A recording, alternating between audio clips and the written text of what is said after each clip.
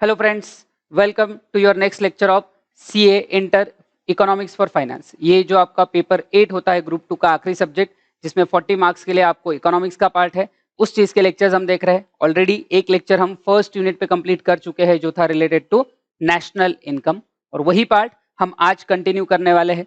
First session में हमने कुछ बेसिक्स देखे थे, सेकेंड सेशन में भी मेजरली बेसिक्स का ही पार्ट हम देखने वाले हैं, और ये सारा पार्ट आपको हमारा यूट्यूब चैनल जो है एनरिच नॉलेज उस पर मिलेगा।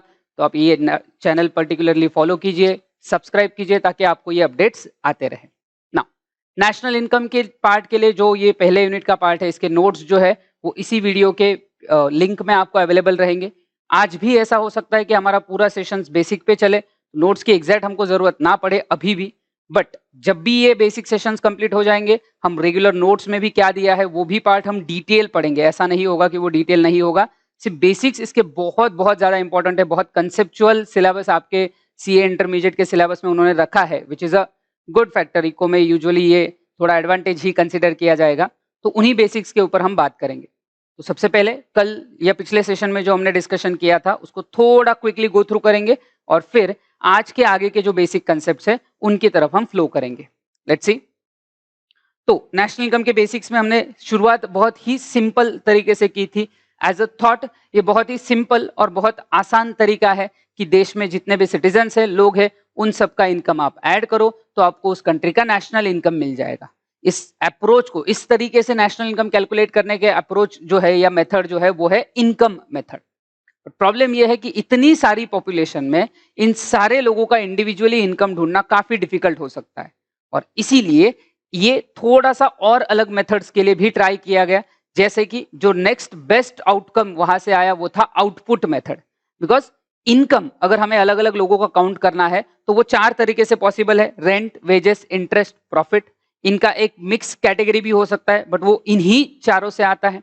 एक पांचवा कैटेगरी जो लिखा गया था ट्रांसफर इनकम, जो नेशनल इनकम के लिए रिलेवेंट नहीं होता। तो बचते हैं यही 4: rent, wages, interest and profit.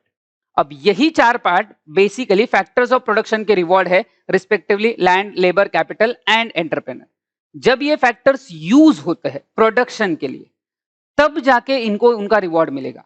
तो बेसिकली हुआ ये कि प्रोडक्शन के लिए फैक्टर्स ऑफ प्रोडक्शन यूज किए जाएंगे, और वहां से लोगों को फिर ये इनकम मिलता है। और इसीलिए हमने यहाँ पे एक सेंटेंस लिखा था that production is the ultimate source of income. और इसीलिए जितनी वैल्यू का प्रोडक्शन बनता है उतना ही इनकम जनरेट भी होगा। ये एक बेसिक एग्जांपल में भी हमने न्यूमेरिकली भी देखा कि कैसे तीनों अलग अलग मेथड से एक ही आंसर आ रहा था।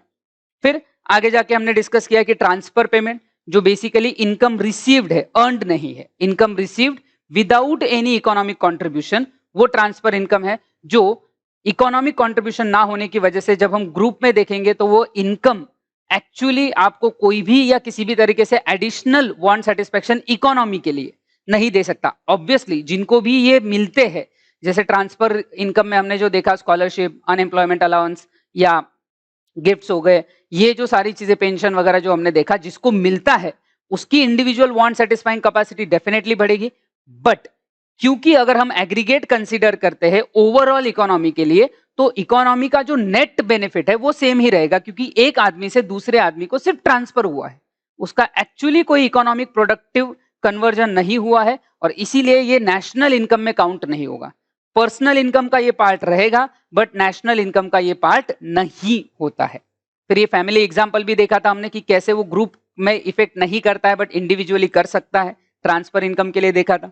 फिर मिक्स्ड इनकम के लिए हमने देखा था कि mixed income is nothing else but the combination of rent, wages, interest and profit. ये इन्हीं 4 चीजों का कॉम्बिनेशन है, सिर्फ उसको सेग्रीगेट करना पॉसिबल नहीं होता है, जो मोस्टली सेल्फ एम्प्लॉयड केसेस में है। तो इसीलिए एक 5वां कैटेगरी दिया है जो कि इन्हीं चारों के कॉम्बिनेशन से आता है।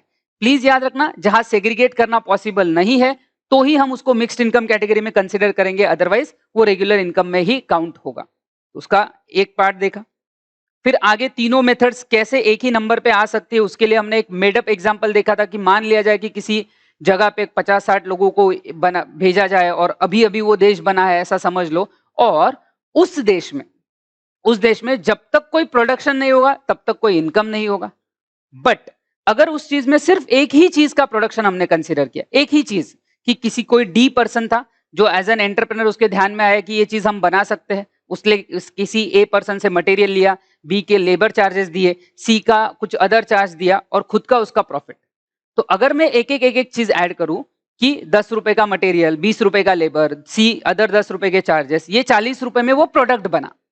बट ऑब्वियसली एंटरप्रेन्योर प्रॉफिट के साथ उसको बेचता है, तो 10 रुपए का प्रॉफिट और फाइनल वैल्यू, याद रखना गुड्स की जो फाइनल वैल्यू है वो 50 रुपीज आई। अब अगर मैं इसको इनकम मेथड के एंगल से देखूं तो इन पूरी पॉपुलेशन में सिर्फ 4 लोगों ने कमाया, A B C and D, और इन चारों का जो टोटल इनकम है वो 50 आता है। अगर मैं इस इकोनॉमी में ऐसा प्रोड्यूसर ढूंढूं जिसने फाइनल गुड्स बनाए, याद रखना कौन से गुड्स, फाइनल गुड्स बनाए, तो ऐसा एक ही प्रोड्यूसर है डी। उसको पूछा कि भाई तूने फाइनल गुड्स कितने वैल्यू का बनाया, तो 50। जितने वैल्यू का प्रोडक्शन उतना ही इनकम जनरेट होगा। फिर आगे अगर हम बात करते हैं कि यही प्रोडक्ट उसने जो बेचा 50 रुपए में, ई को बेचा, तो ई ने वो 50 रुपीज में खरीदा एज अ फाइनल कंज्यूमर, उसने 50 में खरीदा।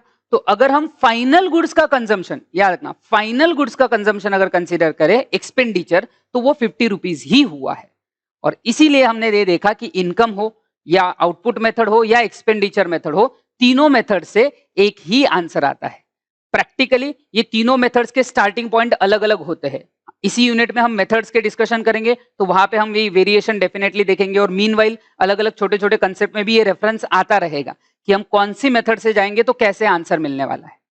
फिर ये सब होने के बाद फिर हमने उसको थोड़ा वेरिएशन भी किया कि अगर ई एक रिटेलर की तरह काम कर रहा है कि उसने 50 में खरीदा और 60 में बेचा, तो फाइनल प्रोडक्ट 60 में बेचा गया, तो वो फिर 60 रुपीज टोटल कैलकुलेशन आएगा। तो इस तरीके से ये हम पार्ट पे बढ़े। फिर जाते जाते दो छोटे छोटे कंसेप्ट पढ़े थे कि नेशनल इनकम एक फ्लो कंसेप्ट है, तो एक सर्टन पीरियड ऑफ टाइम के साथ ही उसको एक्सप्लेन किया जाता है, तो वो नॉर्मली ईयर वाइज हम कैलकुलेट करेंगे। फिर नेशनल इनकम में जब हम प्रोडक्ट के गुड्स एंड सर्विसेज की वैल्यू ऐड करते हैं, तो हम वही गुड्स एंड सर्विसेज देख सकते हैं जिनकी मनी वैल्यू कैलकुलेशन करना पॉसिबल है। मॉनिटरी टर्म्स में ही ये करना पड़ेगा, कोई भी चीज जिसका मनी वैल्यू काउंट नहीं किया जा सकता वो नेशनल इनकम में काउंट नहीं होगा। तो ये सारा पार्ट देखा। अब कल के सेशन में भी ये 2-3 बार बात निकली कि फाइनल गुड्स कुछ होता है, इंटरमीडिएट गुड्स कुछ होता है, और फिर कैसे हमको सिर्फ फाइनल गुड्स की वैल्यू निकालनी है, उसको निकालने के भी अलग अलग तरीके हो सकते हैं। उसके लिए हम एक एग्जाम्पल देखने वाले हैं, ये एग्जाम्पल उन नोट्स में भी है, उसी एग्जाम्पल को हम कैरी करेंगे। प्लस आज के सेशन में जो डेफिनेटली डिस्कस होने वाला है फाइनल और इंटरमीडिएट गुड्स के अलावा, वो एक एडजस्टमेंट रहेगा बहुत इंपॉर्टेंट डेप्रिसिएशन का, और दूसरा net factor income from abroad. ये तीनों एडजस्टमेंट्स के साथ आप बहुत सारा नेशनल इनकम का पार्ट हम कवर करेंगे। फिर ये तीनों होने के बाद फिर हम देखते हैं कि अगला फ्लो हमारा क्या रहेगा। नाउ पॉइंट, तो नेक्स्ट पार्ट पे हम आते हैं फाइनल गुड्स और इंटरमीडिएट। इसी नोट्स के पर्टिकुलर पेज नंबर हम देख सकते हैं 3 पे, अगर आप ये सामने भी एग्जांपल रहेगा ये आपको कि कैसे हम फाइनल गुड्स की वैल्यूज तक पहुंच सकते हैं, उसके अलग अलग पार्ट होता है। अब यहाँ आपके सामने एक एग्जाम्पल है, एक टेबल है जहाँ पे आप देख सकते हो serial number, stage of production, value of output, value of input, value added etcetera. तो अभी यहाँ पे हम एक शर्ट का प्रोडक्शन की हम बात करें, फाइनल गुड्स है शर्ट, बट शर्ट डायरेक्टली बनता नहीं, तो शर्ट के लिए कपड़ा लगता है, कपड़े के लिए धागा लगता है, धागे के लिए कॉटन लगता है। तो ये जो फाइनल गुड्स तक आने की जर्नी है ये स्टेप बाय स्टेप है। तो यहाँ पे अगर आप स्टेजेस ऑफ प्रोडक्शन में देखोगे तो पहले कॉटन बना है, फिर यान, यान मीन्स धागा, कॉटन से धागा बना, फिर धागे से क्लॉथ बना, कपड़ा, और फिर उस कपड़े से शर्ट बना है। अब अगर मैं यहाँ पे डिस्कस करता हूं तो यहाँ पे देखो पहला कॉलम जो है serial number, stage of production, और फिर आगे दिया है वैल्यू ऑफ आउटपुट। तो बेसिकली ये जो भी प्रोडक्ट बने हैं अलग अलग स्टेज पे अलग अलग लोगों ने बनाया है, ये आउटपुट उन्होंने आगे कितने में बेचा। से जो भी फार्मर है उसने ये कॉटन जो है वो 150 में बेचा, फिर कॉटन खरीद के जिसने प्रोडक्ट यान बनाया 250 में बेचा, जिसने कपड़ा बनाया 400 में बेचा, जिसने शर्ट बनाया 500 में बेचा। तो इस तरीके से ये आउटपुट हुआ, बट इसके लिए उनको इनपुट का भी खर्चा हुआ। अब एक इंटरेस्टिंग चीज जो आप यहाँ देख सकते हो, यहाँ पे वैल्यू ऑफ इनपुट जो यहाँ कुछ लिखा है वो 0 है पहले स्टेज में। फार्मर के लिए हमने देखा कि उसका वैल्यू जो कॉटन है 150 में बेचा गया और इनपुट 0 है। याद रखना ये एग्जाम्पल को सूट करने के लिए बनाया गया है। फार्मर को डेफिनेटली इनपुट्स लगते हैं, बहुत सारे इनपुट लगते हैं, सीड लगता है, फर्टिलाइजर लगता है, अगर मोटर वगैरह है तो इलेक्ट्रिसिटी लगता है, लैंड एज एन इनपुट, बहुत सारी चीजें उसको यूज करनी होती है। बट प्रॉब्लम ऐसा है कि सेम फॉर एग्जाम्पल अगर मैं यहाँ पे सीड और फर्टिलाइजर का एक्सपेंडिचर देखता हूँ, तो वो सीड और फर्टिलाइजर बनाने वाली कंपनी का फिर उसका आउटपुट और माइनस इनपुट देखना पड़ेगा, फिर वो फर्टिलाइजर बनाने के लिए उन्होंने भी कुछ खरीदा होगा, तो ऐसा पीछे पीछे जाएंगे तो एंड नहीं होगा। तो इसीलिए ये एग्जाम्पल इजी रखने के लिए और अंडरस्टैंड करने के लिए हमने यहाँ पे वैल्यू ऑफ इनपुट रखी है 0। तो फार्मर के लिए वैल्यू एडेड हो गया 150, फिर उसने ये 150 में बेचा। अब यान के लिए अगर हम कंसीडर करते हैं, उसने 250 में आउटपुट बेचा और 150 उसको कॉटन खरीदने के लिए लगे थे, तो उसकी वैल्यू एडेड हो गई 100। फिर उसने आगे वो 250 में बेचा था, क्लॉथ वाले के लिए वो 250 इनपुट हो गया, मतलब पिछले वाले का आउटपुट अगले वाले का इनपुट है। सी देख सकते हो आप, कॉटन ये अगले वाले का इनपुट था, फिर उससे यान नहीं, यहां नहीं, यहां पे, फिर अरे ओके, फिर यान जो बनाया गया उससे आगे क्लॉथ बना है, तो क्लॉथ के लिए वो 250 का इनपुट हो गया। फिर क्लॉथ से ही आगे शर्ट बना है, तो शर्ट के लिए 400 का इनपुट हो गया। इस तरीके से हमने आउटपुट से इनपुट माइनस किया और हर स्टेज पे वैल्यू एडेड निकाला, और ये टेबल आपके सामने है। अब अगर हमने हर बार हर इंटरमीडिएट की वैल्यू ऐड कर ली, तो ये टोटल बन जाती है 1300। मतलब कॉटन का 150 प्लस यान का 250 प्लस क्लॉथ का 400 प्लस शर्ट का 500, ये सब अगर मैंने ऐड किए तो 1300 दिख रहा है। अब अगर मैं ऐसा बोलूंगा, ध्यान से सुनना, अब इंपॉर्टेंट पार्ट है, अब अगर मैं ऐसा बोल दूं कि ये जो 1300 है, इतने वैल्यू के गुड्स एंड सर्विसेज हमारे देश में बन गए, तो ये गलत होगा। गलत इसलिए होगा क्योंकि इस 500 रुपए में ये 150, 250, 400 ये ऑलरेडी इंक्लूडेड है, इनकी वैल्यू ऑलरेडी एडेड है। अब अगर मैं इनको सबको सेपरेटली ऐड करता हूं, तो वो डबल काउंटिंग हो रहे, 2 बार 3 बार काउंट हो रहे हैं, और इसीलिए ये टोटल 1300 दिख रही है, जो कि गलत हो जाएगा। It would amount to over estimate of national income, मतलब जितना एक्चुअल नेशनल इनकम है उससे ज्यादा वैल्यू हम कंसिडर कर लेंगे, ओवर एस्टिमेट कर लेंगे, और इसीलिए हम सिर्फ फाइनल गुड्स कंसिडर करेंगे, फाइनल गुड्स ओनली। इवन अगर इस पॉइंट का आप हेडिंग भी देखोगे ऊपर, तो यहाँ पे देखो, उसी पेज के पहले अगर आप देखोगे तो वहां लिखा है value of final goods only, और उसका जो अगला पार्ट उसी का पार्ट है वो है ignore the value of intermediate. Intermediate goods की वैल्यू इग्नोर करनी है, फाइनल गुड्स की वैल्यू सिर्फ कंसिडर करनी है, क्योंकि अगर हम इंटरमीडिएट्स को बार बार ऐड करेंगे तो वो डबल काउंटिंग होगा। अब ये फाइनल गुड्स निकालने के 2 तरीके हैं। एक होता है फाइनल गुड्स अप्रोच, मतलब आइडेंटिफाई करो कि कॉटन, यान, क्लॉथ, शर्ट, इसमें से फाइनल गुड्स कौन सा है, तो उसका आंसर मिलेगा शर्ट, कि शर्ट ये जो है ये फाइनल गुड्स है। सिंपल क्वेश्चन, फाइनल गुड्स की वैल्यू कितनी, 500, बात खत्म, इतनी वैल्यू का गुड्स एंड सर्विसेज ऐड हुआ, दैट्स इट। बट प्रॉब्लम ये है कि बहुत सारे गुड्स ऐसे होते हैं जो कहीं पे फाइनल होते हैं, कहीं पे इंटरमीडिएट होते हैं। मतलब जैसे अगर शुगर एज अ प्रोडक्ट में देखूं, तो अगर कोई प्रोडक्ट पर्सन घर के लिए शक्कर खरीदता है, शुगर खरीदता है घर के यूज के लिए, चाय वगैरह के लिए, तो वो उसके फाइनल कंजम्पशन का पार्ट है। बट वही अगर किसी होटल में, किसी बेकरी में शुगर यूज किया जाता है, तो वो उनके लिए इंटरमीडिएट है। तो सेम प्रोडक्ट, फाइनल गुड्स भी यूज हो रहा है, सेम इंटरमीडिएट भी यूज हो रहा है।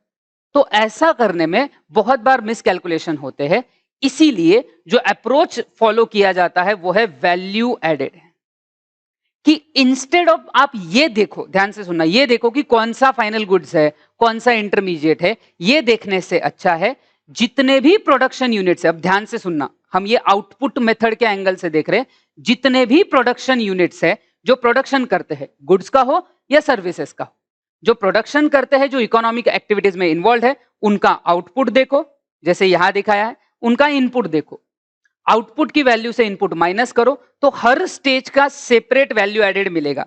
जैसे यहां पे आप देख सकते हो, पहले का वैल्यू एडेड 150, 100, 150, 100, और इन सब की टोटल उतनी ही रहेगी जितनी फाइनल गुड्स की वैल्यू है, उतनी ही टोटल आपको वैल्यू एडेड की मिलेगी जितना फाइनल गुड्स का वैल्यू है। तो फाइनल गुड्स के ही वैल्यू हमें लेनी थी, इंटरमीडिएट के इग्नोर करने थे। इसके 2 अप्रोच है, सिर्फ फाइनल गुड्स कंसीडर करो, इंटरमीडिएट डेफिनेटली पूरा इग्नोर कर दो। प्रॉब्लम यह हो जाता है कि एक ही गुड्स अगर मल्टीपल जगह यूज हो रहा है तो गड़बड़ हो जाती है। तो वही वैल्यू निकालने के लिए हमें अलग आंसर नहीं चाहिए, हमें इंटरमीडिएट इग्नोर ही करना है, फाइनल की ही वैल्यू निकालनी है। तो उसके लिए हम वैल्यू एडेड अप्रोच में जाते हैं। हर प्रोडक्शन यूनिट में जितना भी आउटपुट हुआ माइनस जितना इनपुट है, उससे वैल्यू एडेड निकालो, इन सब का समेशन करो, एडिशन करो, और जो फाइनल आपको वैल्यू मिलती है, it is the value of final goods. Same variation जैसा हमने कल के एग्जाम्पल के लिए देखा था, वही वेरिएशन हम यहां अप्लाई कर सकते हैं कि सपोज ये शर्ट इस पर्सन ने, बनाने वाले ने किसी रिटेलर को बेचा, उसने अपने 50 रुपए ऐड करके 550 में बेचा, तो उस केस में फाइनल गुड्स की वैल्यू 550 होगी और बीच में 50 रुपीज का उस रिटेलर का या जो भी रीसेलर है उसका प्रॉफिट रहेगा। तो इस तरीके से नेशनल इनकम में याद रखना, जो हमने पॉइंट्स देखे थे मनी वैल्यू वगैरह एक्सेट्रा, इसके साथ साथ एक और पॉइंट आप यहां पे ऐड कर सकते हैं कि value of final goods only, value of final goods only. सिर्फ फाइनल गुड्स की वैल्यू लेंगे, इंटरमीडिएट की नहीं लेंगे। क्यों नहीं लेंगे? क्योंकि इंटरमीडिएट को सेपरेटली ऐड किया तो डबल काउंटिंग हो जाता है और वैसा ना हो इसलिए हम हर प्रोडक्शन यूनिट के आउटपुट माइनस इनपुट करेंगे। इससे हर यूनिट का वैल्यू कि उन्होंने कितना वैल्यू ऐड किया उस यूनिट में वो मिलेगा और फिर हम उसकी टोटल करके फाइनल गुड्स की वैल्यू निकालेंगे और इस तरीके से नेशनल इनकम कैलकुलेट होता है इन आउटपुट मेथड। हम आउटपुट मेथड की स्टेप्स भी देखेंगे, जहां पे आपको फर्स्ट स्टेप मिलती है कि प्रोडक्शन यूनिट फाइंड आउट करो sector wise, primary, secondary, tertiary, फिर हर यूनिट का आउटपुट माइनस इनपुट निकालो, फिर उन सब की वैल्यू एडेड करो तो आपको वो कैलकुलेशन मिलता है। तो ये आज का पहला फैक्टर था, value of final goods only. Now अगला पार्ट याद रखना, ये जो एग्जाम्पल हमने बीच में देखा हुआ था, इस एग्जाम्पल का हमें बहुत ज्यादा यूज होने वाला है। जो मटेरियल ABCD वाला था, इसी एग्जाम्पल के वेरिएशन में हम काम करते रहेंगे। कैसे होगा वो आपको धीरे धीरे समझेगा ही। तो ये value of final goods only, ये फैक्टर हमने देखा। अगला पार्ट फोर्थ, ये सारे पॉइंट्स समहाउ कहीं ना कहीं आपके नोट्स में डेफिनेटली कवर होते हैं, बट हम नोट्स में जाए उसके पहले ही हमको पूरा क्लियरिटी होना चाहिए, इसलिए हम ये सारे पॉइंट्स पहले देख रहे हैं। नाउ नेशनल इनकम, अगला जो पॉइंट हम लिख रहे हैं, national income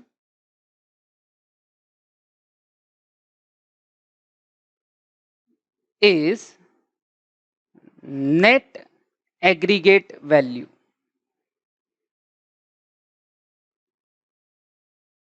national income is net aggregate value. अब यहां पे इंटरेस्टिंग चीज स्टार्ट होगी। अब हम यहां डेप्रीसिएशन का एक फैक्टर देखेंगे।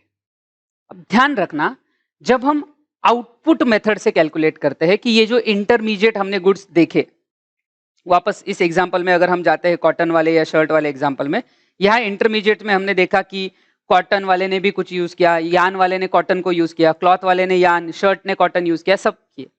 अब जब प्रोडक्शन प्रोसेस होती है तो उसमें दो तरीके की चीजें यूज होती है। एक जो इंटरमीडिएट गुड्स हो, जो डायरेक्टली उस प्रोडक्शन प्रोसेस का पार्ट होते हैं, और दूसरे मतलब एक इंटरमीडिएट गुड्स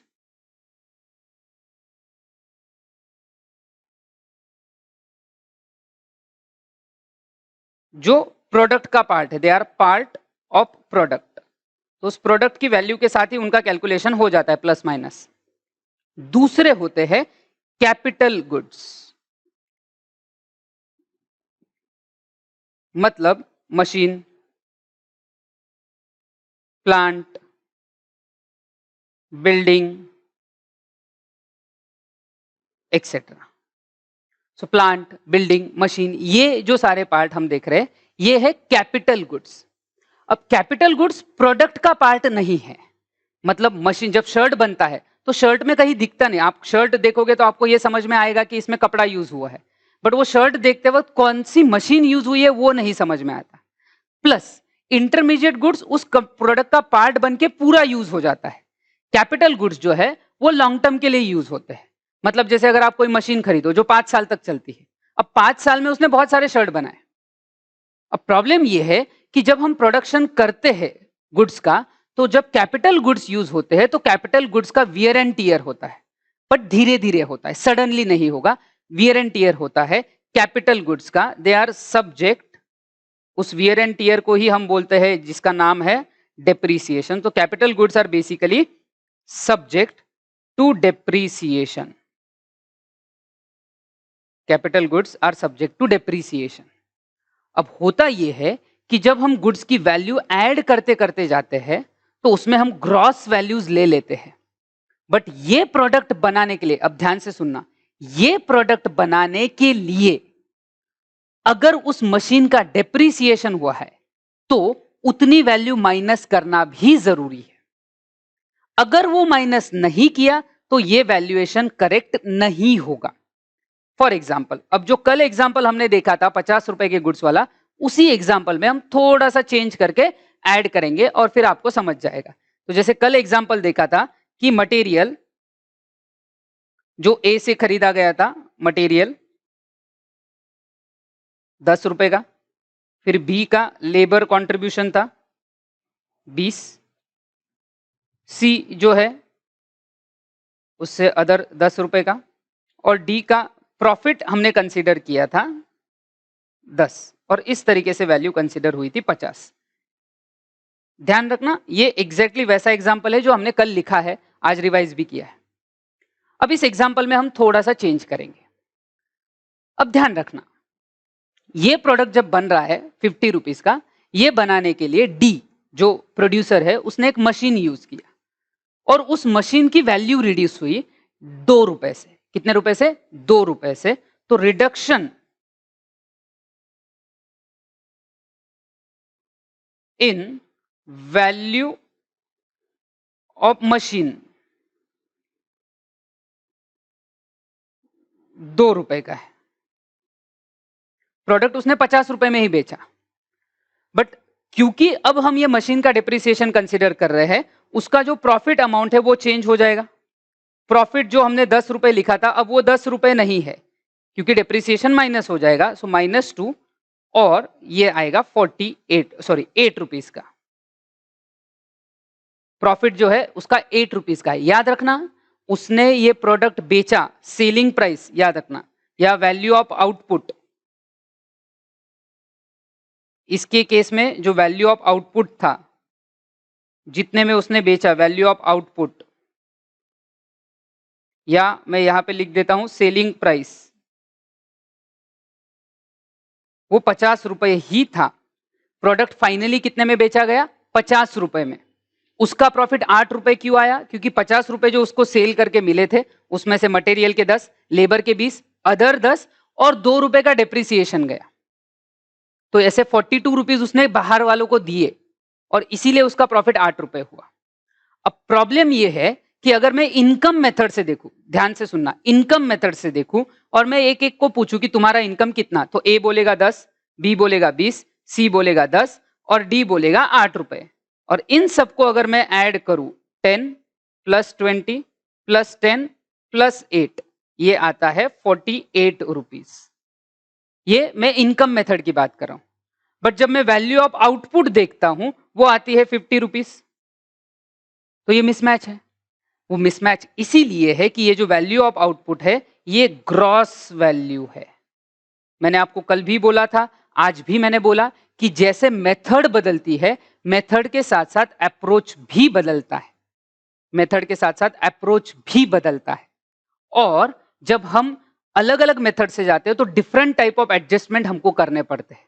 जैसे अगर मैं इनकम मेथड से जा रहा हूं, मैं लोगों को फैक्टर इनकम में लोगों का ऐड करता हूं, रेंट, वेजेस, इंटरेस्ट, प्रॉफिट, तो इसमें नेट प्रॉफिट आफ्टर डिप्रिसिएशन आता है, तो वहां मुझे डिप्रिसिएशन माइनस करने की जरूरत नहीं पड़ती। बट जब मैं आउटपुट मेथड से रैंडम आउटपुट माइनस इंटरमीडिएट करता हूं तो जो वैल्यू मुझे मिलती है वो ग्रॉस वैल्यू है।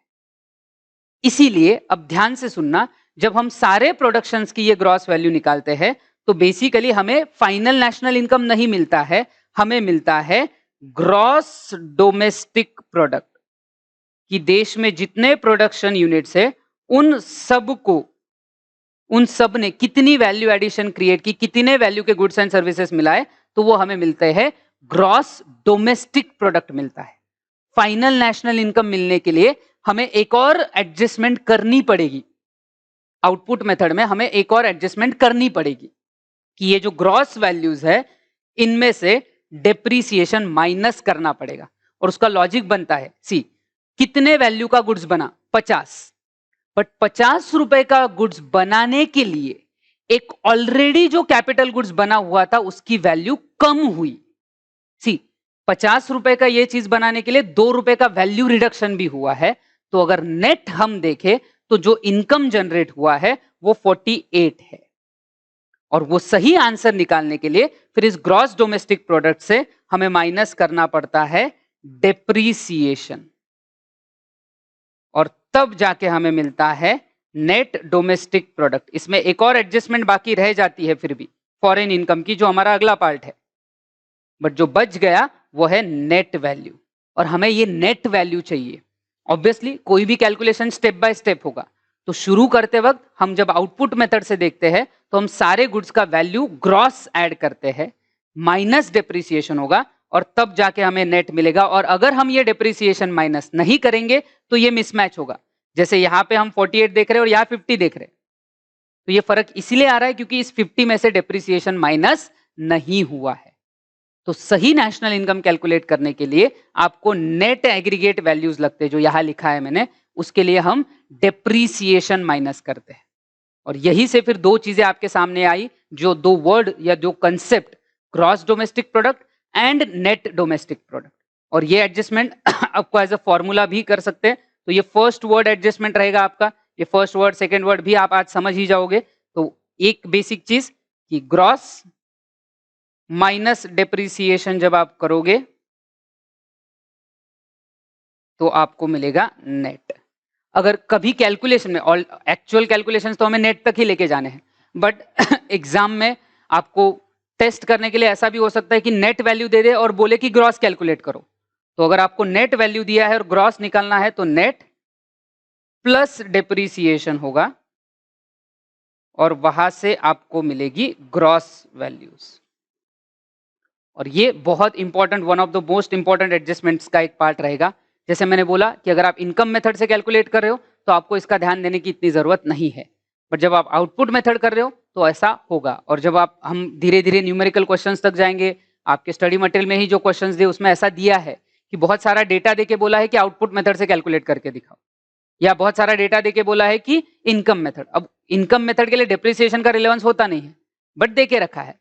तो आपको ये पता होना चाहिए कि हमारा मेथड कहाँ से स्टार्ट हो रहा है, कौन सी मेथड से हम कैलकुलेट कर रहे हैं, कहाँ किसका क्या रिलेवेंस है।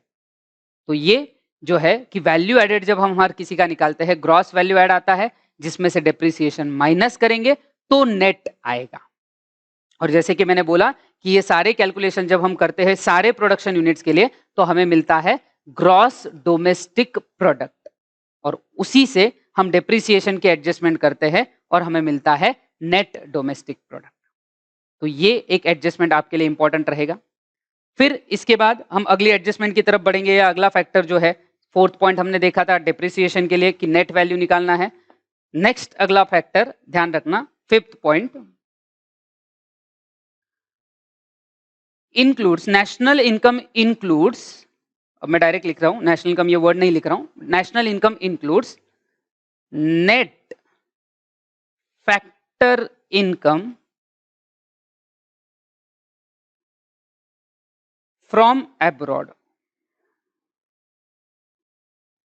एग्जाम्पल देखेंगे, एग्जाम्पल के साथ ये जो ऊपर वाला एग्जाम्पल था ये भी हमें काम आएगा, और साथ ही साथ में हम कैलकुलेशंस भी देखेंगे। तो फिर से एक बार, ये एक कंट्री है, इस कंट्री में प्रोडक्शन हो रहा है, प्रोडक्शन में अलग अलग लोग काम कर रहे हैं, अलग अलग लोग अपना फैक्टर कंट्रीब्यूट कर रहे हैं एक्सेट्रा। ये डोमेस्टिक, ये टेरिटरी है कंट्री का। यहाँ पे जितना भी प्रोडक्शन, याद रखना, जितना भी प्रोडक्शन हुआ उसको हम नाम देंगे जीडीपी, फिर डिप्रिसिएशन माइनस करके एनडीपी आएगा, और जो डी है डोमेस्टिक। अब यहाँ पे अलग अलग लोगों ने अपना फैक्टर कंट्रीब्यूशन किया, अलग अलग लोगों ने काम किया और पैसे कमाए। अब प्रॉब्लम यह है कि इस कंट्री का कोई पर्सन, ध्यान से सुनना, अब जो हमारा ऊपर वाला एग्जाम्पल है वापस मैं लिख देता हूं, ए जिससे मटेरियल लिया था 10 रुपए का, बी लेबर चार्ज 10 रुपए, लेबर चार्जेस बी, सी अदर 10, और डी जो है प्रॉफिट 10, टोटल 50। अब हम यहाँ पे मशीन वाला पार्ट फिर से इग्नोर कर रहे हैं, सिर्फ हमको फिलहाल फॉरेन इनकम एडजस्टमेंट्स की बात करनी है। अब ऐसा है कि इतना काम इस इकोनॉमी में यहां पे हुआ, कितने रुपए का, 50 रुपए का। अब इस इकोनॉमी का कोई पर्सन है, से फॉर एग्जांपल के कोई पर्सन है, इस के पर्सन, अब ये के पर्सन काफी एकदम बहुत ही बढ़ के है। अब ये पर्सन है जिसका फॉरेन में लैंड है, किसी दूसरे देश में लैंड है, और वहां से उसको रेंट इनकम आया, रेंट इनकम से फॉर एग्जांपल दूसरे देश में उसका लैंड है फ्रॉम बांग्लादेश, तो बांग्लादेश में इन्होंने बहुत सारे प्लॉट खरीद के रखे हैं और वहां से उनको रेंट आया है ₹30, 30 रुपए का रेंट इनको आया है।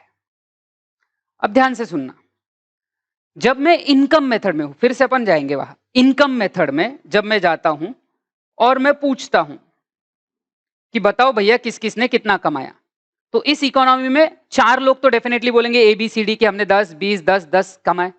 एक के पर्सन भी है जो बोलेगा कि मैंने भी 30 रुपए कमाए, मैं इसी देश का रहने वाला हूं, मेरा फैक्टर ऑफ प्रोडक्शन जो है वो किसी दूसरे देश में है, वो यूज किसी दूसरे देश में हुआ, इस देश के प्रोडक्शन में उसका कैलकुलेशन आया ही नहीं, यूज कहीं और हुआ, बट मैंने कमाया, जो मैं इस देश में रहता हूं, मैं यहां का रेसिडेंट हूं और मैंने वो 30 रुपए कमाए। तो इस देश के नेशनल इनकम में, याद रखना डोमेस्टिक में तो वो नहीं दिखा, बट नेशनल इनकम जब मैं इस देश का देखूंगा 10 + 20 + 10 + 10 ये हमारे ऑलरेडी थे, और ये के का 30 रुपए ऐड कर देंगे तो यहां पे आएगा 80 रुपीज। तो यहां का जो नेशनल इनकम है वो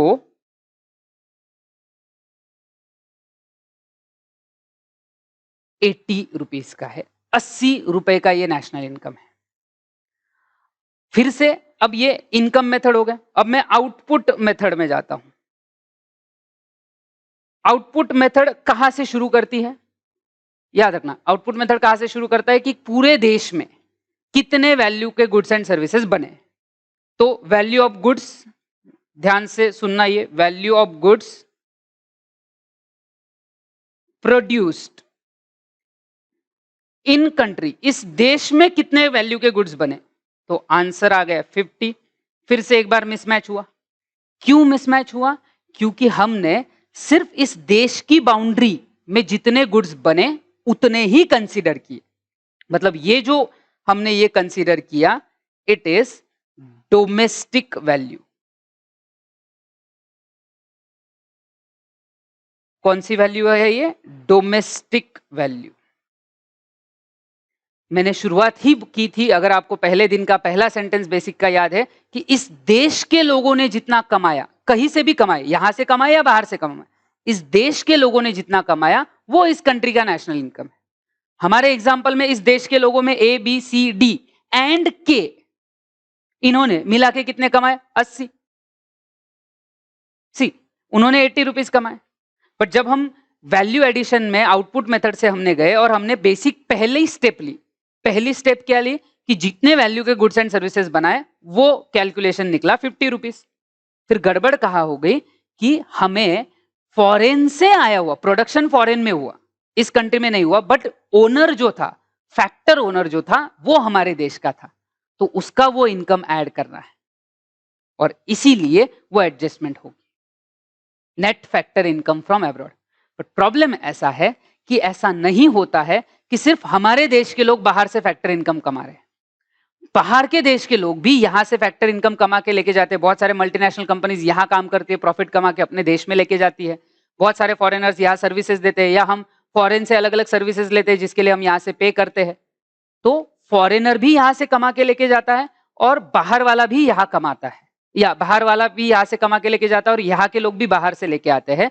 तो फॉरेन से रिसीट भी आती है और पेमेंट भी होता है, और इसीलिए हमें उसको नेट करना है। सो यहां पे अब होगा ये कि जब हम आउटपुट मेथड में, फिर से मैं बोल रहा हूं, मैं जब आउटपुट मेथड से जा रहा हूं तो आउटपुट मेथड से जाते वक्त मुझे मिली ग्रॉस डोमेस्टिक वैल्यू, तो उसमें मुझे एडजस्टमेंट करना पड़ेगा net factor income from abroad. तो जैसे अब यहाँ पे अगर हम एग्जांपल लेते हैं कि कोई के पर्सन जैसे यहाँ कमा के गया, अब मान लिया जाए कि ये इसमें से ये जो सी है, फॉर एग्जांपल में हम थोड़ा वेरिएशन करेंगे कि ये फॉरेनर है, उसने अपनी सर्विस दी और 10 रुपए वहां गए, तो ये हो गया फॉरेन पेमेंट, और ये 30 रुपए ये हो गए फॉरेन से आने वाली रिसीट। तो यहां का डोमेस्टिक कैलकुलेशन याद रखना, value of goods, value of goods produced in country 50 rupees, foreign से आए प्लस रिसीट्स कि बाहर वालों से कमा के बाहर कंट्री से कमा के लाए 30 माइनस फॉरेन पेमेंट कि कोई फॉरेनर यहां से इस प्रोसेस में कमा के लेके गया, माइनस करना है 10 रुपए। तो जब हम नेट कैलकुलेट करेंगे तो 50 प्लस 30 80 माइनस 10 आएगा 70। याद रखना अभी जो आखिरी वेरिएशन था उसमें हम मान रहे कि सी बाहर का पर्सन है, तो वो यहाँ का नहीं है, तो उसके ओरिजिनल कैलकुलेशंस में हम उसको कंसिडर नहीं करेंगे। और यहाँ पे अगर मैं देखूं तो ये जो नेट फैक्टर इनकम है वो आता है 20। सो ध्यान से सुनना और समझना, net factor income from abroad is equal to foreign receipts minus foreign payment. इसमें भी अगर रिसीट पेमेंट से ज्यादा है, जैसे हमने अभी एग्जांपल में देखा है, तो net factor income from abroad ये पॉजिटिव रहेगा। अगर ये रिसीट्स कम और पेमेंट ज्यादा है तो net factor income from abroad ये निगेटिव रहेगा। और अगर ये दोनों इक्वल हो गए तो net factor income from abroad ये जो है ये 0 रहेगा। और इस हिसाब से याद रखना, जब हम आउटपुट मेथड में step by step her production unit का वैल्यू कंसीडर करते हैं तो हमें मिलता है जीडीपी, ग्रॉस डोमेस्टिक प्रोडक्ट। ये फाइनल नेशनल इनकम नहीं है, एक तो वो ग्रॉस है, हमें नेट करना है, फिर डोमेस्टिक है, नेशनल में कन्वर्ट करना है, और वो दोनों एडजस्टमेंट करने के बाद फिर हमें मिलता है नेट नेशनल प्रोडक्ट। उसी को हम बोलते हैं देश का नेशनल इनकम। तो ये फैक्टर आपको ध्यान रखना है। प्लस इसमें भी ये चीज याद रखना कि जैसे अगर यहां मैं एग्जांपल ले रहा हूं, डोमेस्टिक इनकम 10,000 है, डोमेस्टिक जितने वैल्यू के गुड्स बने वो 10,000 के थे। फॉरेन रिसीट्स जो है वो है सपोज 5,000, फॉरेन रिसीट्स 5,000 और जो पेमेंट हो रहे हैं वो 2,000 है। तो ये नेट कितना हो गया 3,000। पॉजिटिव वाला एग्जांपल में ले रहा हूं, तो उस केस में याद रखना फॉर्मूला बेसिकली क्या बनता है, डोमेस्टिक इनकम, जैसे ग्रॉस माइनस नेट डेप्रिसिएशन देखा था, domestic plus net factor income from abroad is equal to national income.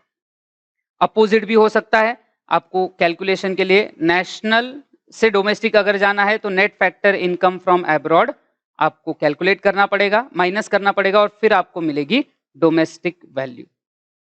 तो अब यहां पे मैं अगर फॉर्मूला ऐड करता हूं, जहां रिसीट्स ज्यादा है पेमेंट कम पॉजिटिव है, तो अगर मैं देखूं तो यहां पे डोमेस्टिक, याद रखना नेशनल इनकम कैलकुलेट करना है, domestic plus net factor income from abroad.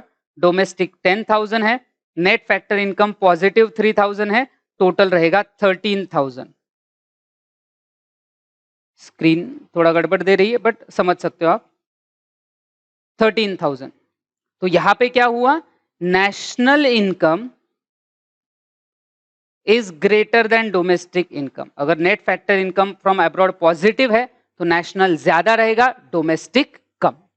ये अपोजिट भी हो सकता है, जैसे सेम एग्जांपल कंटिन्यू करें कि डोमेस्टिक 10,000 है, फॉरेन रिसीट 5,000 है, एंड फॉरेन पेमेंट जो है वो 8,000 है। तो यहां पे रिसीट माइनस पेमेंट 5,000 माइनस 8,000 करोगे तो वो निगेटिव 3,000 आएगा।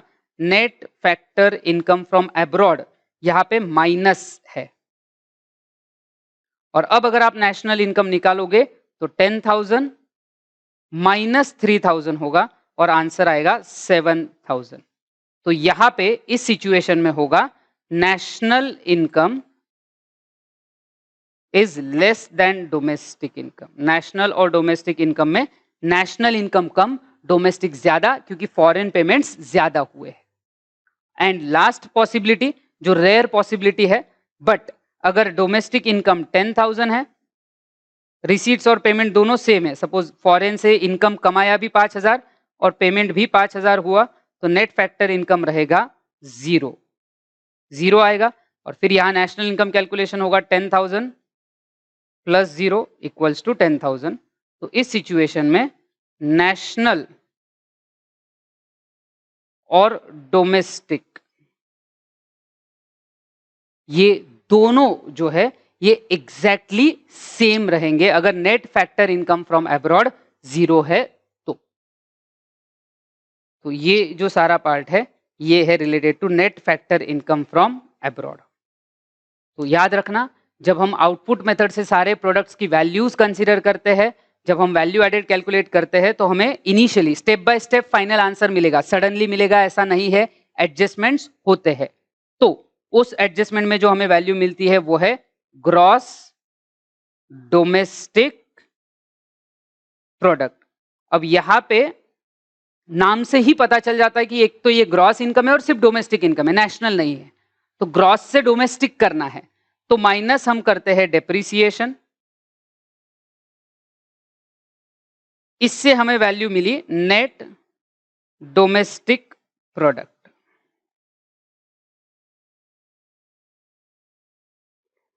फिर अब ये जो नेट डोमेस्टिक प्रोडक्ट मिला है, ध्यान रखना ये नेट स्टेप समझ लेना अच्छे से, नेट डोमेस्टिक प्रोडक्ट मिला है, एनडीपी जिसको हम बोलते हैं, ये नेट है बट डोमेस्टिक है। अब नेशनल इनकम में लेके जाना है तो डोमेस्टिक से नेशनल जाना है तो plus net factor income from abroad, तो इससे हमें मिलता है नेट नेशनल प्रोडक्ट। तो अभी तक का पार्ट अगर मैं सम अप करूं तो जो पहला टॉपिक हमारा इंट्रोडक्शन वगैरह होने के बाद जो पहला टॉपिक हमारा आएगा वो है different concepts of national income, जिसमें पहली कंसेप्ट है जीडीपी, फिर एक आता है एनडीपी और एक आता है एनएनपी। उसमें एक और भी है बट अभी के लिए ये 3 हमारे कवर हुए, जीडीपी, एनडीपी, एनएनपी। अब यहां पे हमारे पास ग्रॉस डोमेस्टिक प्रोडक्ट था, पहले हमने डेप्रिसिएशन माइनस किया, फिर net factor income from abroad add किया। अगर इसी प्रोसेस को हम उल्टा करें, प्लस माइनस ही करना है, तो पहले प्लस किया फैक्टर इनकम फ्रॉम अब्रॉड और फिर माइनस किया, तो क्या होगा? तो मेरे पास ग्रॉस डोमेस्टिक प्रोडक्ट है, इसी को हम शॉर्ट में बोलते हैं GDP, plus net factor income from abroad. अब याद रखना डेप्रिसिएशन अभी माइनस किया नहीं तो ग्रॉस की वैल्यू ग्रॉस ही रहेगी, बट डोमेस्टिक में आपने फॉरेन इनकम ऐड कर दिया है, इसीलिए वो रहेगा ग्रॉस नेशनल प्रोडक्ट, जिसको हम बोलते हैं जीएनपी। बट ये फाइनल नेशनल इनकम नहीं है, अभी एक ही एडजस्टमेंट किया, कौन सा? फैक्टर इनकम फ्रॉम अब्रॉड का, और उससे हमें मिला ग्रॉस नेशनल प्रोडक्ट। हमें ग्रॉस चाहिए क्या? नहीं, क्या चाहिए? नेट। तो gross national product GNP, gross है, नेट करना है, तो माइनस डेप्रिसिएशन और फाइनल वैल्यू आएगा आपका नेट नेशनल प्रोडक्ट। तो फिर से एक बार हम कहां पहुंच जाएंगे? जो हमारा फाइनल नेशनल इनकम है एनएनपी, तो ये बेसिकली फाइनल नेशनल इनकम है। तो इस तरीके से अगर हम देखें तो नेशनल इनकम के कंसेप्ट में 4 पार्ट हम कवर कर रहे हैं, जीडीपी, एनडीपी, एनएनपी एंड जो एक और देखा जीएनपी।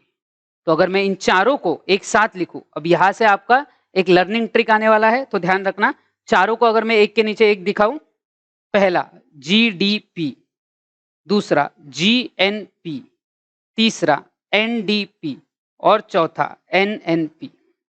तो पहले का फुल फॉर्म बोलो, क्या है? Gross domestic product, GNP gross national product, तीसरा नेट डोमेस्टिक प्रोडक्ट, चौथा नेट नेशनल प्रोडक्ट। अब इन सब में, अब मैंने बोला था फर्स्ट वर्ड, अब एक बेसिक ट्रिक आने वाली है। फर्स्ट वर्ड जो है इसका वो है, इन चारों में पहला वर्ड या तो ग्रॉस है या तो नेट। दूसरा वर्ड, पहले जीडीपी में ग्रॉस डोमेस्टिक, जीएनपी में ग्रॉस नेशनल, एनडीपी में नेट डोमेस्टिक एंड एनएनपी में नेट नेशनल प्रोडक्ट। तो उसमें दूसरा वर्ड या तो डोमेस्टिक है या तो नेशनल, यही हिसाब है। तो अगर आपको यहां पे याद रखना, जब कैलकुलेशन ऑब्वियसली नेशनल इनकम निकालना है मतलब हमें एक ही वैल्यू निकालनी, कौन सी? एनएनपी। पर जब आपको एग्जाम में टेस्ट करना है तो वो कहीं से भी कर सकते हैं कि एनडीपी से जीडीपी लेके आओ, जीडीपी से जीएनपी लेके आओ, ओके, कहीं से भी कोई भी चीज आपको लाने को बोली जा सकती। तो इसीलिए आपको ध्यान रखना है कि अगर आपको ग्रॉस दिया है और बोल रहे कि नेट निकालो, तो gross minus depreciation equals to net. Net दिया है और ग्रॉस बोल रहे हैं, नेट दिया है और मांग रहे हैं आपसे ग्रॉस, तो क्या करोगे फिर? Plus depreciation. फिर डोमेस्टिक दिया और बोल रहे नेशनल कैलकुलेट करके दिखाओ, तो डोमेस्टिक से नेशनल जाने के लिए net factor income from abroad add करोगे। अगर कभी ऐसा हुआ कि नेशनल दे दिया नेशनल है और बोला कि आंसर निकालना है डोमेस्टिक का, तो minus net factor income from abroad. और यही चार चीजें फॉर्मूला में इधर से उधर घूमती रहती, लोग इसको याद करते करते थक जाते, क्योंकि इसके परम्यूटेशन कॉम्बिनेशन कुछ भी है। मतलब आप एक चीज बाकी तीनों से शुरू करके निकाल सकते हो। मतलब अगर मैं 2 एग्जांपल में आपको बोलता हूं, बाकी 2 आप खुद घर पे ट्राई कर सकते हो। जैसे अगर मुझे एनएनपी निकालना है, तो एनएनपी मैं कहीं से भी निकाल सकता हूं। मतलब बचे हुए 3 जो है ना, जीडीपी, जीएनपी, एनडीपी, तीनों में से निकाल सकता हूं। जैसे अगर मुझे जीडीपी दिया है और एनएनपी निकालने के लिए बोला है, तो ग्रॉस में से डेप्रिसिएशन माइनस करो। पहला वर्ड देख लो, वर्ड टू वर्ड जाना है। पहला वर्ड क्या था, जहां से शुरू करना है वो क्या है? जीडीपी। तो पहला वर्ड ग्रॉस है, जाना कहां है? नेट। तो ग्रॉस माइनस डेप्रिसिएशन करना है। दूसरा वर्ड डी, डोमेस्टिक है, डोमेस्टिक से एनएनपी पे जाना है, नेट नेशनल, डोमेस्टिक से नेशनल जाना है, plus net factor income from abroad. अगर मैं ये शुरुआत जीएनपी से करता हूं, ग्रॉस नेशनल प्रोडक्ट से मुझे निकालना है net national product, gross national से नेट नेशनल निकालना है। तो पहला वर्ड क्या है? ग्रॉस। निकालना क्या है? Net minus depreciation. दूसरा वर्ड जीएनपी में क्या है? नेशनल। जाना कहां पे? एनएनपी, वो भी नेशनल। फॉरेन इनकम के एडजस्टमेंट की जरूरत है नहीं। फिर अगर यही एनएनपी निकालने के लिए मुझे बोला कि स्टार्ट करो एनडीपी से, एनडीपी नेट डोमेस्टिक प्रोडक्ट से शुरू करना है, जाना है नेट नेशनल पे, तो नेट से नेट, डेप्रिसिएशन की जरूरत नहीं है। और वही अगर डोमेस्टिक, अब ये पहला वर्ड हो गया, सेकेंड वर्ड है डोमेस्टिक, और यहां पे एनएनपी में है सेकेंड वर्ड नेशनल। डोमेस्टिक से नेशनल जाना है तो हमें करना पड़ेगा net factor income from abroad. तो आपको जब भी डेटा दिया रहेगा, ऐसा बहुत बार होता है कि डेटा में जीडीपी से जीएनपी निकालना है, बट डेटा सारा देके रखेंगे, तो ये आपको दिमाग लगाना है कि कौन सा एडजस्टमेंट यूज करना है, कौन सा नहीं। और इसीलिए मैंने बोला कि बेसिक एडजस्टमेंट में तीसरा भी एक आता है आखिरी में, फैक्टर कॉस्ट और मार्केट प्राइस, वो आगे आएगा। बट ध्यान रखना, तब तक वो क्या बोल रहे हैं, 4 चीजों में से कहीं से भी कहीं पे भी जाना है, बट चारों चीजों में बेसिक और एकदम सिंपल चीज, एकदम ही आसान चीज है, पहला वर्ड या तो ग्रॉस होता है या तो नेट है। ग्रॉस से नेट जाना है माइनस डेप्रिसिएशन, नेट से ग्रॉस आना है प्लस डेप्रिसिएशन। दूसरा वर्ड या तो डोमेस्टिक होता है या तो नेशनल होता है, तो डोमेस्टिक से नेशनल जाना है तो plus net factor income from abroad, national से डोमेस्टिक आना है तो minus net income from abroad. मतलब इसी का अगर मैं दूसरा सेट देखूं, ये एनएनपी का सेट देखा, एक अगला सेट हम देखेंगे एनडीपी का। NDP net domestic product, net domestic product हमें निकालना है। अगेन कहीं से भी शुरुआत करो, आपने ग्रॉस से शुरुआत की, जीडीपी से शुरुआत की, ग्रॉस डोमेस्टिक से जाना है नेट डोमेस्टिक, पहला वर्ड ग्रॉस है, नेट जाना है माइनस डेप्रिसिएशन। दूसरा वर्ड दोनों जगह डोमेस्टिक है, एडजस्टमेंट की जरूरत नहीं। अगर हम यहां पे ऐड करते हैं जीएनपी से एनडीपी जाते हैं, याद रखना ग्रॉस नेशनल प्रोडक्ट से हम जा रहे हैं नेट डोमेस्टिक प्रोडक्ट पे, तो ग्रॉस नेशनल प्रोडक्ट से नेट डोमेस्टिक जाना है, ग्रॉस से national, sorry gross domestic product से नेट डोमेस्टिक प्रोडक्ट। तो पहला वर्ड ग्रॉस है, दूसरा नेट है, सॉरी पहला वर्ड एक जगह ग्रॉस है, दूसरी जगह नेट है, हो जाता है जल्दी में, ग्रॉस माइनस डेप्रिसिएशन, नेट हो गया। सेकेंड वर्ड देखो यहां पे क्या है, इधर नेशनल है, इधर डोमेस्टिक है, नेशनल से डोमेस्टिक जाना है तो फिर आपका आंसर आएगा minus net factor income from abroad. तो इस तरीके से आप जीएनपी से एनडीपी कैलकुलेट कर सकते हो।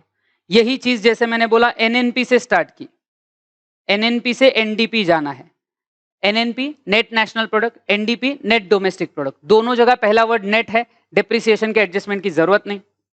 NNP national, second word national है, उधर का सेकेंड वर्ड है डोमेस्टिक, नेशनल से डोमेस्टिक जाना है minus net factor income from abroad. ये एनएनपी का हो गया, एनडीपी का हो गया। सेम वे लाइकवाइज अगर हम आगे बढ़ते हैं, सपोज अगर मैं जीडीपी के लिए कैलकुलेशंस करता हूं, मतलब मेरे को फाइनल आंसर जीडीपी लाना है और शुरुआत मैं कर रहा हूं जीएनपी से, ग्रॉस नेशनल प्रोडक्ट से ग्रॉस डोमेस्टिक। पहला word gross, gross, no need of adjustment. दूसरा नेशनल से डोमेस्टिक, नेशनल से डोमेस्टिक जाना है, minus net factor income from abroad, हो गया फॉर्मूला। फिर उसके बाद आगे बढ़ जाते हैं, तो यहाँ पे अगर जीडीपी निकालना है, बट स्टार्ट हमें करवा रहे हैं वो एनडीपी से। NDP net domestic product, GDP gross domestic product. पहला वर्ड नेट है, नेट से ग्रॉस जाना है। अब याद रखना, ग्रॉस से नेट नहीं, नेट से ग्रॉस जाना है तो प्लस डेप्रिसिएशन। सेकेंड वर्ड दोनों जगह डोमेस्टिक है, बात खत्म। तीसरा, अगर आपको जीडीपी निकालना है एनएनपी से, तो नेट नेशनल प्रोडक्ट से ग्रॉस डोमेस्टिक, नेट से ग्रॉस प्लस डेप्रिसिएशन। दूसरा वर्ड नेशनल है, नेशनल से डोमेस्टिक जाना है यहां पे, तो plus net factor income from abroad. कहीं से भी शुरू करो, कहीं पे भी खत्म करो। फिर आगे अब एक ही चीज बची है, आखिरी चीज, वो भी फिनिश कर लेते हैं। फिर अगर मैं जीएनपी के लिए कैलकुलेशंस करूं, जीडीपी से स्टार्ट करता हूं, ग्रॉस डोमेस्टिक प्रोडक्ट से ग्रॉस नेशनल जाना है, दोनों जगह पहला वर्ड ग्रॉस है, डेप्रिसिएशन की जरूरत नहीं। दूसरा वर्ड डोमेस्टिक से नेशनल जाना है, plus net factor income from abroad. अगर मैं जीएनपी निकालने के लिए शुरुआत करता हूं एनडीपी से, एनडीपी नेट डोमेस्टिक प्रोडक्ट, वहां से मुझे ग्रॉस जाना है, plus depreciation, first word adjustment. Second word domestic से नेशनल जाना है, minus net factor income from abroad. Sorry, domestic से नेशनल जाना है तो plus net factor income from abroad.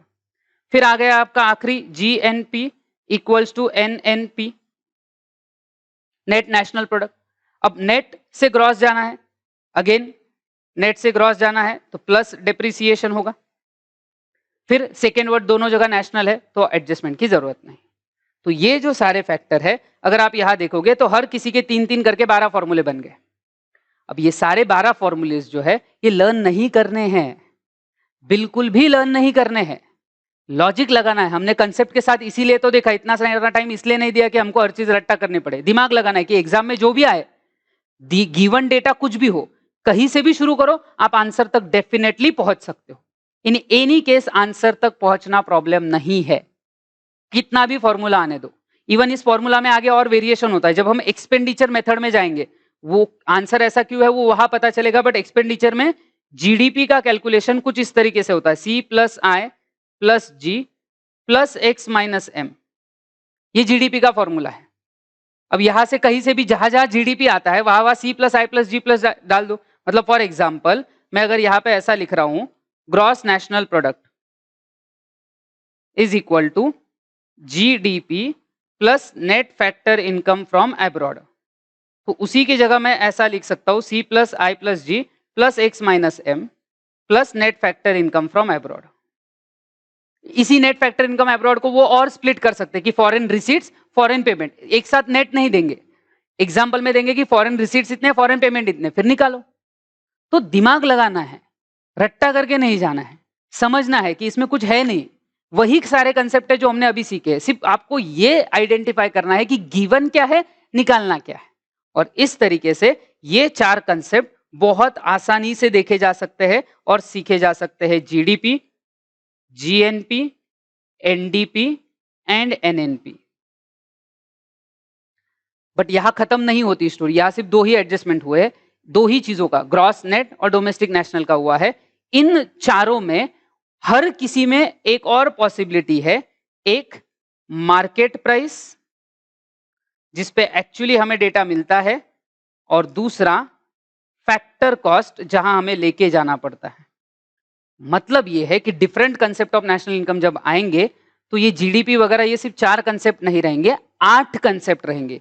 GDP at market price, GDP at factor cost, GNP eight market price, GNP eight factor cost, NDP at market price, NNP NDP at factor cost, NNP eight market price, NNP eight factor cost. और उन सब में याद रखना NNP eight factor cost ये जो होता है, इस तरीके से उनको नीचे लिखा जाता है। जैसे अगर मुझे एनएनपी अलग अलग जगह लिखना है, NNP eight market price, NNP eight factor cost, तो ये फैक्टर कॉस्ट पे जो एनएनपी होता है ये फाइनल नेशनल इनकम है। तो बेसिकली 3 एडजस्टमेंट्स का हमें ध्यान रखना पड़ेगा। एक, ग्रॉस और नेट वाला पार्ट जिसके लिए डेप्रिसिएशन का एडजस्टमेंट होता है। दूसरा डोमेस्टिक और नेशनल वाला पार्ट जिसमें नेट फैक्टर इनकम एब्रॉड की एडजस्टमेंट होती है। तीसरा market price and factor cost, जिसमें मैं अभी सिर्फ बता रहा हूं, इसका एक्सप्लेनेशन अगले सेशन में होगा। ये जो है, ये मार्केट और फैक्टर कॉस्ट का ये जो डिफरेंस है, ये आता है basically indirect taxes and subsidies. ये दोनों के इफेक्ट अपोजिट होते हैं, इसलिए इनका जो नेट ओवरऑल इफेक्ट है उसको, नेट इफेक्ट को नेट इनडायरेक्ट टैक्सेस ऐसा भी बोलते हैं।